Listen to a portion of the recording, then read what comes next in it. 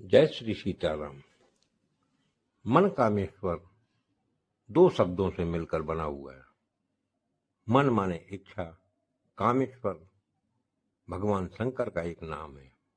मन कामेश्वर का अर्थ हुआ इच्छाओं को पूरा करने वाला ईश्वर। यह नाम भगवान शंकर के लिए उपयोग किया जाता है। भगवान शंकर की पूजा करने से भक्तों की मनोकामनाएं पूरी होती है। बाबा तुलसीदास ने राजा दशरथ के माध्यम से शिव जी के लिए लिखा है, आशुतोष तुम अवधर दानी, आरती हरऊ दीन जन जानी। आशु का अर्थ होता है शीघ्र और तोष का अर्थ है प्रसन्न या संतुष्ट। शंकर जी शीघ्र प्रसन्न और संतुष्ट हो जाते हैं। अवधर का अर्थ है मनमोजी, जिनके स्वभाव का कोई ठीक ठिकाना न हो, अर्थात बेअंदाज, जिसका कोई लेखा जोखा नहीं हो सकता। महाराज शंकर जी तो वरदान देते समय यह विचार भी नहीं करते कि व्यक्ति पात्र है या अपात्र। ऐसा वरदान तो केवल शंकर जी ही दे सकते हैं।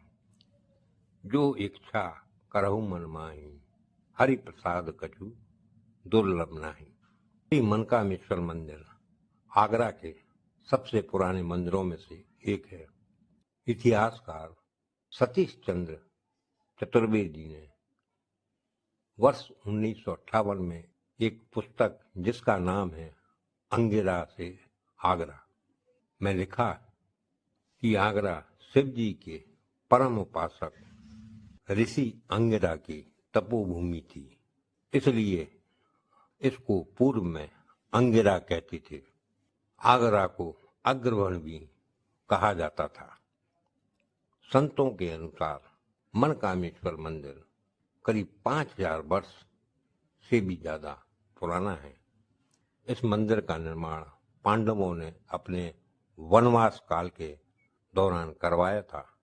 मनकामेश्वर शिवलिंग की स्थापना द्वापर युग में भगवान शंकर द्वारा स्वयं की गई।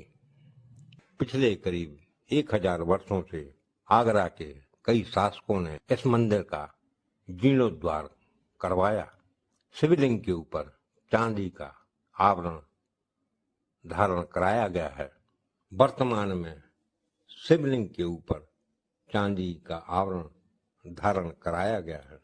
इस मंदिर की विशेषता है कि यहाँ 11 अखंड ज्योति निरंतर 24 घंटे 7 दिन जलती रहती हैं।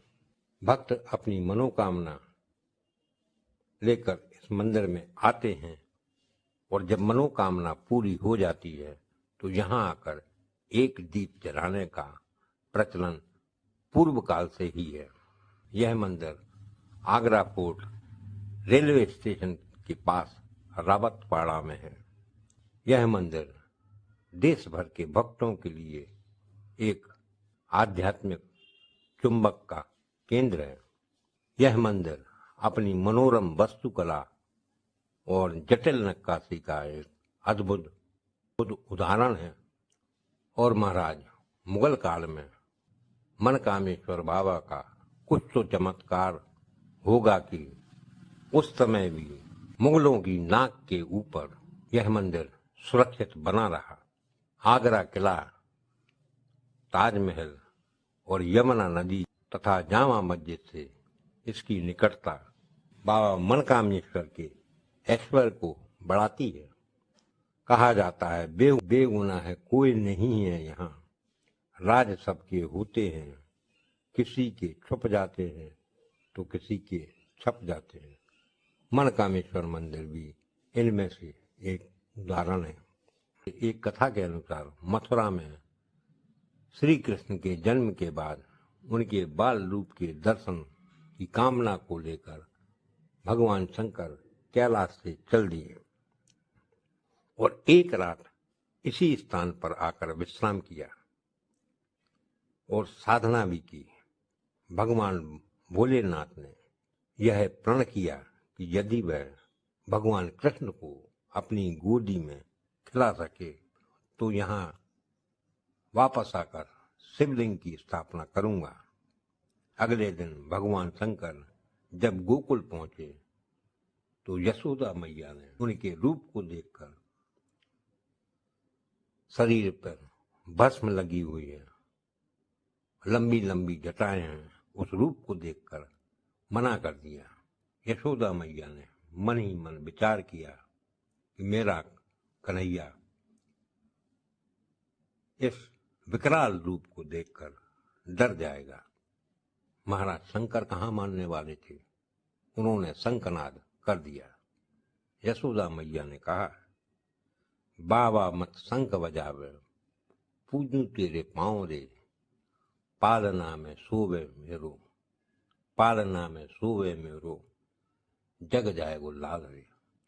जब शिव जी नहीं माने, वो काफी जिद करने लगे, तो माता यशोदा ने कहा, तू तो बाबा दर्शन करके अपनी गैल पकड़ जाएगो, तेरे रूप को देखकर मेरो कन्हैया डर जाएगो। अंत में शंकर भगवान एक बरगद के पेड़ के नीचे बैठकर ध्यान लगाने लगे। शंकर जी को आया हुआ जानकर कन्हैया ने अपनी लीला शुरू कर दी और रोते रोते शिव जी की तरफ इशारा करने लगे। तब यशोदा माँ ने जोगी रूप में शिव जी को बुलाकर कान्हा को उनकी गोद में दिया। तब कहीं जाकर कन्हैया चुप हुए। सूरदास जी ने एक पद लिखा है, चल रे जोगी नंद भवन में, यशोदा तोहे बुलावे। इस चमत्कार को देखकर माता यशोदा ने जोगी से कहा, रहियो रे जोगी नंद भवन में, वास ब्रज में कीजिए, और जब जब मेरो लाला रोवे, तब तब दर्शन दीजिए। भगवान शिव ने लौटते समय इसी स्थान पर आकर एक शिवलिंग की स्थापना की और कहा कि जिस तरह से यहाँ मेरे मन की कामना, मन की इच्छा पूरी हुई है, उसी तरह सच्चे मन से यहाँ आने वाले हर भक्त की मनोकामना पूरी होगी। इस मंदिर की यह विशेषता है, यदि कोई अंदर ना जाना चाहे तो बाहर से ही शिवलिंग के दर्शन कर सकता है।